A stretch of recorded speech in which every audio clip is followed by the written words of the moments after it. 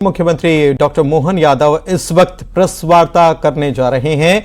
ये प्रेस वार्ता सभी बीजेपी शासित राज्यों के मुख्यमंत्री कर रहे हैं और इस वक्त मुख्यमंत्री मोहन यादव, मैं हृदय से स्वागत करता हूं। आज एक विशेष विषय पर पत्रकार वार्ता को संबोधित करने हम सब के मध्य प्रदेश के यशस्वी, कर्मठ और दूरदर्शी मुख्यमंत्री डॉक्टर मोहन यादव जी भाई साहब हम सबके बीच उपस्थित हैं। मैं माननीय मुख्यमंत्री जी से आग्रह करता हूं, कृपया संबोधन प्रारंभ करें। मित्रों, आज की प्रेस वार्ता में आप सबका स्वागत है। आज की प्रेस वार्ता कांग्रेस और कांग्रेस के अतीत के डॉक्टर भीमराव अंबेडकर भारत रत्न जी के प्रति जो उनका अपना प्रारंभिक काल से, उनके समय से जो अंबेडकर जी के प्रति दुर्भाव था, उस दुर्भाव को लेकर के ही मैं विस्तार से बात करना चाहूंगा। हमारे लिए अत्यंत दुख के साथ कहना पड़ रहा है कि बाबा साहब अंबेडकर सदैव वंचित वर्ग, शोषित वर्ग, पीड़ित वर्ग की बात करते रहे और जिस विषय को लेकर वो बात करते थे, इसी बात का शुरू से प्रारंभ में प्रथम प्रधानमंत्री पंडित जवाहरलाल नेहरू जी ने सदैव उनके इस बात का विरोध किया, उनके साथ व्यवहार भी गलत किया। हम सब उनके इस अतीत के घटनाक्रम को जाने तो कांग्रेस हमेशा दो मुहा रोल अदा करती है। आज वोट के खातिर अंबेडकर जी की बात कर रही है, लेकिन अंबेडकर जी के प्रति कांग्रेस ने क्या क्या किया, कुछ वानगी बताना चाहूंगा। जवाहरलाल नेहरू जी ने उनको, जो स्वयं अंबेडकर जी ने इस बात को कोट भी किया है कि मैं मूल रूप से वित्त का और उद्योग के बारे में जानकार था, लेकिन उनको न तो उद्योग का काम दिया न वित्त का काम दिया। इससे आगे बढ़कर अंबेडकर जी जब भी अपने विषय को लेकर जाते थे, यहाँ तक कि उनको किसी संसदीय कमेटी का भी सदस्य नहीं बनाया गया। उन्हें कानून मंत्रालय तो दिया है, लेकिन उसमें भी ईमानदारी से काम नहीं करने दिया।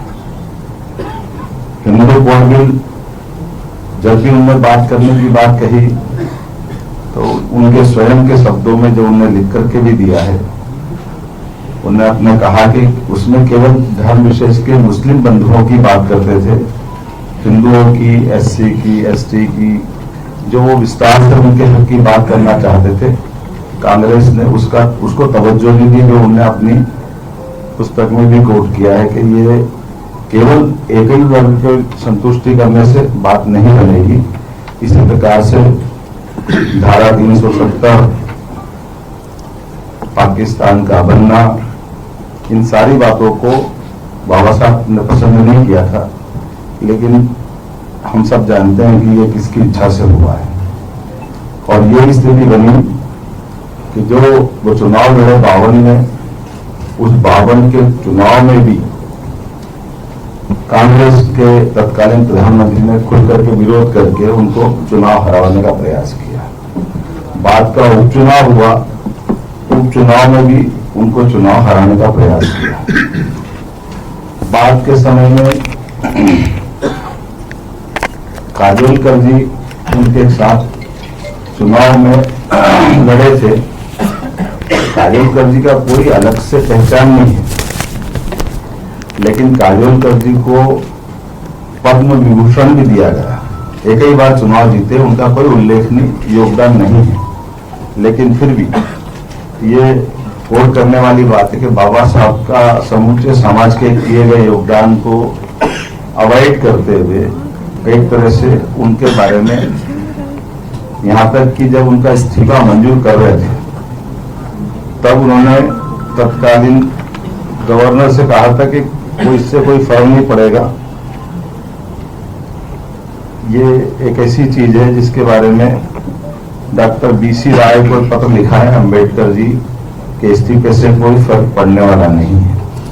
अब ये हम सब समझ सकते हैं कि जिस प्रकार से कांग्रेस ने व्यवहार किया है, अब कांग्रेस किस मुंह से ये बात कर रही है, कांग्रेस को इसका जवाब देना चाहिए।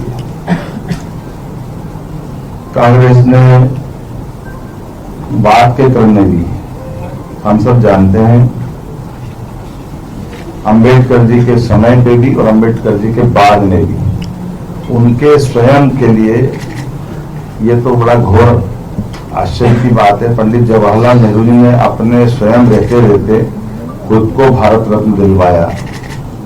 बाद में इंदिरा गांधी जी आई, उन्होंने भी भारत रत्न अपना उनको मिला। उनके बेटे राजीव गांधी को भी भारत रत्न मिला। बात के क्रम में आपको सबको मालूम ही है, वो तो 1991 की बात अगर याद करें, नरसिम्हा राव जी की सरकार नहीं होती तो सरदार वल्लभ भाई पटेल और अब्दुल कलाम आजाद, इनकी भी नेहरू जी से कम बनती थी। अगर ये होते तो कांग्रेस की सरकार होती या इनके अपने परिवार से कोई होता तो उनके भारत रत्न उस समय भी नहीं दिया जाता। अर्थात इनकी देहावसान हुआ 50 के दशक में, 60 के दशक में, और 40 साल सरदार वल्लभ भाई पटेल को भी भारत रत्न देने में कांग्रेस के एक परिवार के बाहर की ताकत के भरोसे लगा है। अब्दुल कलाम जी का भी वही हाल हुआ। लेकिन और आगे बढ़कर देखता हूं तो सरदार वल्लभ भाई पटेल, अब्दुल कलाम आजाद, बाद के क्रम में स्वर्गीय अटल बिहारी वाजपेयी जी ने न केवल भारत रत्न दिया बाबा साहब अम्बेडकर को, यूपीए की सरकार की तुलना में एनडीए की सरकार संयुक्त दलों को सहमत करते हुए समान रूप से जिनने ऐतिहासिक काम किया और ऐसे अतीत के अंदर जिनने भी बड़ा काम किया, मुझे इस बात की प्रसन्नता है कि हमारे यशस्वी प्रधानमंत्री ने नेताजी सुभाष चंद्र बोस को भी भारत रत्न दिया है। और ये वो बातें हैं जिसके आधार पर अपने लिए कोई भी दल का, हम सब जानते हैं प्रणब मुखर्जी के प्रति भी नरेंद्र मोदी जी ने उदारता पूर्वक उनको उस पद से नवाजा है। हमारे द्वारा सरकार जब बनती है तो सरकार के लिए बड़ा मन चाहिए, और अंबेडकर जी ने तो उस समय के समाज को जोड़ करके, खासकर शोषित पीड़ित वंचित वर्ग के लिए, हम सब जानते हैं कि सुंदरलाल जी पटवा हमारे मुख्यमंत्री थे जिन्होंने महू के डॉक्टर अंबेडकर के जन्म स्थान को स्मारक बनाने की दिशा में कदम बढ़ाया। बाद में माननीय प्रधानमंत्री जी ने पंच तीर्थ करके इंग्लैंड में जहां उन्होंने शिक्षा ग्रहण की, चैत्य स्थल मुंबई, जन्म स्थान दीक्षा स्थल नागपुर, महू तो है ही, ऐसे 5 स्थान को पंच तीर्थ बनाने का काम हमारी पार्टी ने किया है। और इसके पीछे भाव ये है, आप कभी इस तरह से भी देख सकते हैं, अंबेडकर जी की बात कर रहे हैं तो अंबेडकर जी को लेकर के देश भर में जयंती मनाई जाती है या पुण्यतिथि मनाई जाती है। एक बार भी जयंती या पुण्यतिथि पे कभी महू आने का काम कांग्रेस के राष्ट्रीय अध्यक्ष जी ने नहीं किया। मध्य प्रदेश से एक बार यात्रा गुजर रही थी, तब जरूर महू रुके। अगर आप उनके तीर्थ पे जाने के भाव नहीं रखते तो आपकी श्रद्धा कैसी है? इसीलिए मेरा इतना निवेदन है, उससे आगे बढ़कर भी जब भी सरकारें रही तो इनके परिवारों के नाम पर योजनाएं बनाई, स्मारक बनाए, भवन बनाई, जाने क्या क्या बनाए, लेकिन कोई एक भी स्कीम या एक भी स्मारक कांग्रेस के द्वारा अंबेडकर जी से कहीं उनको कोई सम्मान देने का काम नहीं किया। अब अपने चुनावी समीकरण के आधार पर, जैसे कांग्रेस हमेशा अतीत में इसी प्रकार के सबूते चला करके बात अपने ढंग से अपना वोट बैंक तलाशने का प्रयास कर रही है। देश की जनता समझदार है, देश की जनता को बेवकूफ नहीं बनाया जा सकता। मैं उम्मीद करता हूं कि कांग्रेस को अपने अतीत के इस पूरे घटनाक्रम पर माफी मांगना चाहिए और अंबेडकर जी के प्रति सम्मान प्रकट करते हुए ऐसा कोई उनके द्वारा कदम किया जाना चाहिए जो वास्तव में लगे।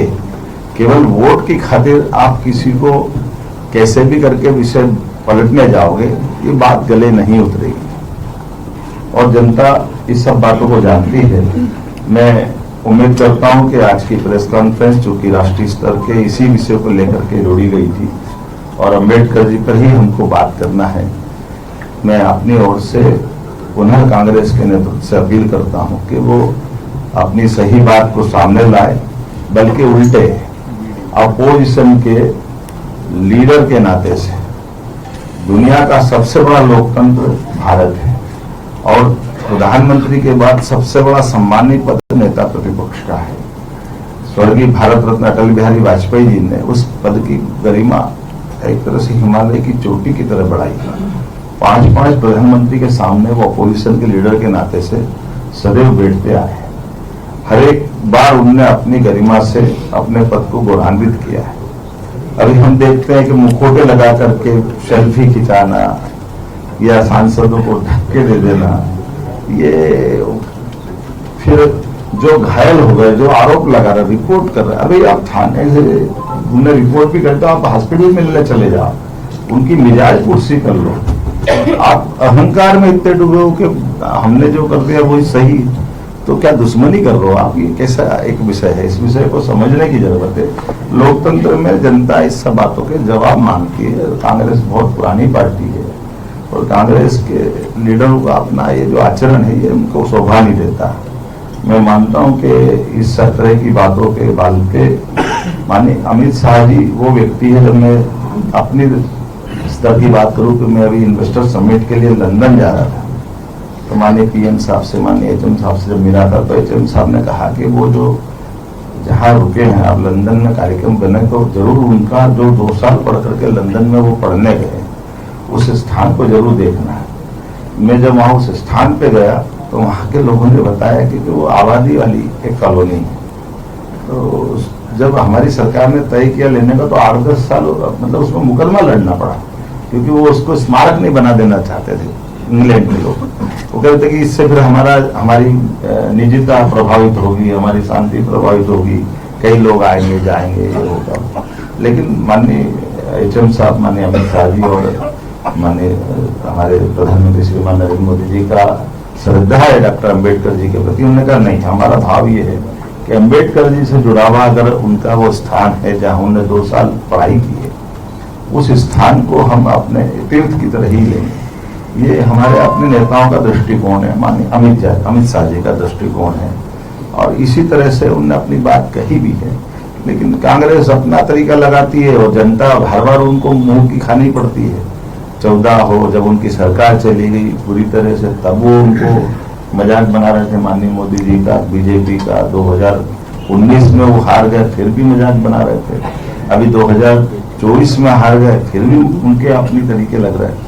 तो मैं मान के चलता हूं कि जनता फैसला कर देती है। बेहतर है कि भारतीय जनता पार्टी ने भी लंबे समय लेकर अपने संगठन रचना को बना के जनता के बीच में विश्वास हासिल करने का प्रयास किया। वो भी अपने तरह से लोकतंत्र में यही एक तरीका होता है, इन तरीकों से ही बढ़ा जाता है और जनता फैसला कर देती है और जनता के फैसलों से ही लोकतंत्र में सरकारों का गठन होता है। सर, कांग्रेस का कहना है कि जब तक आप लोग माफी नहीं मांगेंगे तब तक उनका आंदोलन जारी रहेगा। अब यही तो सोचने वाली बात है कि माफी मांगने के लिए कांग्रेस क्या करेगी और माफी किसको मांगना चाहिए? आपके अतीत के उस काल से जिनने बाबा साहब के लिए इतने कष्ट उठाए, बाबा साहब ने, आप उनको अपने कदम कदम पर दुख देते रहिए। आपने जिनने संविधान की अनुपम देन हमको दी, उनको चुनाव जीतने नहीं दे रहे हो। उपचुनाव में लगे तो उपचुनाव में हराने जा रहा हूं। उपचुनाव हो या मुख्य चुनाव हो, एक बार जो उनके सामने जीता उसको पद्म विभूषण दे रहा हूं, खुद भारत रत्न ले रहा हूं, अपनी परिवार में भी आगे वही परंपरा कायम रखा। ना बाबा साहब के योगदान के बारे में कोई स्मारक बना रहा हूं। उनके समय भी कष्ट दिए, बाद में भी कष्ट दिए। तो अब इसके प्रति अम्बेडकर जी के प्रति कांग्रेस का क्या भाव है वो तो अपने आप ही स्पष्ट हो रहा है। और उसके बाद कह रहे कि बाबा साहब के लिए हम माफी मांगे।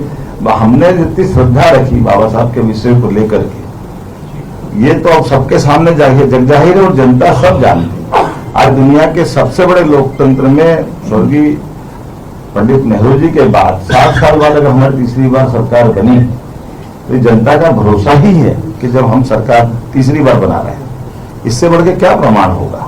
और बाबा साहब का, सभी हमारे महापुरुषों का, हमने कहा कि हम तो दलों की सीमा से ऊपर उठ करके जिन्होंने इस देश के लिए कोई भी योगदान दिया उन सबका सम्मान किया। तो ये मध्य प्रदेश में जन्मस्थली बाबा साहब की, तो क्या मध्य प्रदेश सरकार बाबा साहब के नाम पर कोई ऐसा कार्यक्रम आयोजित करना चाहेगी जिससे उनके प्रति प्रेम जो आपका हो रहा है वो स्थापित हो सके? मैं परसों ही वहां बाबा साहब के नाम पर स्थापित विश्वविद्यालय में गवर्नर साहब के साथ गया और उस कार्यक्रम में भी शामिल हुआ, जो हमने बाबा साहब के नाम पे विश्वविद्यालय बनाया, जो मूल पे बाबा साहब का शिक्षा